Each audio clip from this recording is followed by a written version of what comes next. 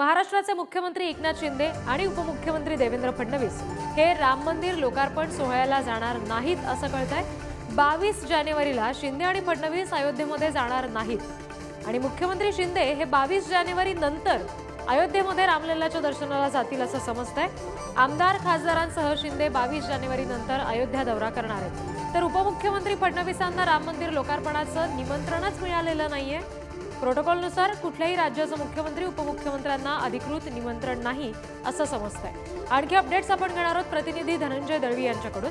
धनंजय, काय या संदर्भातले नेमके अपडेट्स आहेत? फडणवीसांना निमंत्रण नाही असं कळतंय आणि शिंदे नंतर दौरा करणार आहेत असं देखील माहिती हाती येते। रिद्धी, जर आपण पाहिलं तर 22 जानेवारी रोजी राम मंदिराचं उद्घाटन होत आहे आणि देशभरातून मोठ्या प्रमाणात VIP जे आहेत ते त्या ठिकाणी असणार आहेत। लाखोंच्या संख्येने भाविक जे आहेत ते गर्दी होणार आहे अयोध्येमध्ये। पण याच पार्श्वभूमीवर जर आपण पाहिलं तर मुख्यमंत्री एकनाथ शिंदे यांनी त्यांच्या एक्स हँडलवरून एक ट्विट रात्री केलं होतं। त्यामध्ये असं म्हणण्यात आलेलं की ते आणि दोन्ही उपमुख्यमंत्री जे आहेत ते अयोध्येला जाणार नाहीये। त्याचं कारण म्हणजे जर आपण पाहिलं तर प्रोटोकॉलनुसार कोणत्याही राज्याच्या मुख्यमंत्र्यांना किंवा उपमुख्यमंत्र्यांना बोलवण्यात आलेलं नाहीये। पक्षाचे जे प्रमुख आहेत त्यांना निमंत्रण पाठवण्यात आलेले आहे आणि देवेंद्र फडणवीस हे कोणत्याही पक्षाचे अध्यक्ष नाहीयेत, त्यामुळे त्यांना हे निमंत्रण देण्यात आलेलं नाहीये।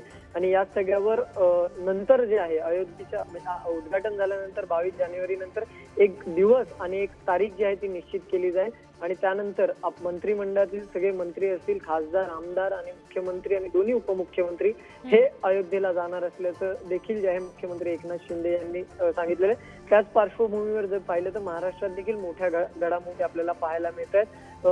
मराठा आरक्षणाचा मुद्दा आहे, जारांगे पाटील मुंबईत येत आहेत, त्याचबरोबर बाकीच्या सगळ्या गोष्टी देखील मुंबईत मोठ्या प्रमाणात आहे, महाराष्ट्रात मोठ्या प्रमाणात आहे।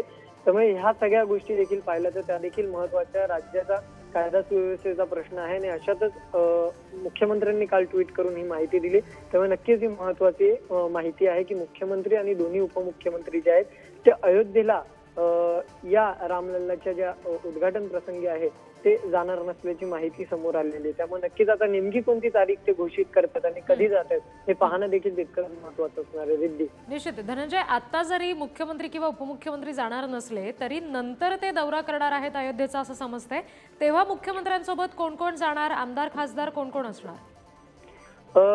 नंतर जो हा दौरा होणार आहे त्यामध्ये राज्यातील मंत्रिमंडळातील सर्व सदस्य असतील, मुख्यमंत्री स्वतः देवेंद्र फडणवीस, उपमुख्यमंत्री अजित पवार असतील, त्याचबरोबर जर पाहिलं तर जी महायुती आहे, सत्ताधारी महायुतीचे सर्व आमदार असतील, खासदार असतील, लोकप्रतिनिधी आणि त्याचबरोबर समवेत त्यांच्या जे आहेत ते सगळे राम भक्त जे आहेत ते अयोध्येत जातील। त्यामुळे मोठ्या प्रमाणात महायुतीचे सर्व सदस्य असतील आणि जे राम भक्त असतील त्यांना घेऊन मुख्यमंत्री एकनाथ शिंदे हा अयोध्येचा दौरा जो आहे तो नंतर करणार आहे। त्यामुळे आता ही तारीख कधी ठरवतायत आणि नेमकं कोण कोण त्यांच्यासोबत जात आहे हे देखील पाहावं लागणार आहे। रेड्डी जी, निश्चित धनंजय, धन्यवाद दिलेल्या सगळ्या तपशिलांसाठी। आपण सध्या बघतोय प्रोटोकॉलनुसार कुठल्याही राज्याच्या मुख्यमंत्री उपमुख्यमंत्र्यांना राम मंदिर लोकार्पण सोहळ्याचं निमंत्रण नाही, त्यामुळे मुख्यमंत्री शिंदे फडणवीस हे 22 जानेवारीला अयोध्येत जाणार नाहीत। मात्र 22 जानेवारी नंतर शिंदे आमदार खासदारांसह रामलल्लाच्या दर्शनाला जाणार आहेत अशी माहिती कळते।